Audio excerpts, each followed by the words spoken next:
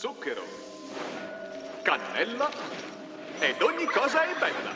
Questi sono gli ingredienti scelti per creare le ragazzine perfette. Ma il professor Utonium aggiunse per sbaglio un ulteriore ingrediente alla mistura: il Chemical X. E così nacquero le super chicche. Facendo uso dei loro super mega poteri, Lolly, Dolly e Molly hanno dedicato le loro vite alla lotta contro il crimine e le forze del male.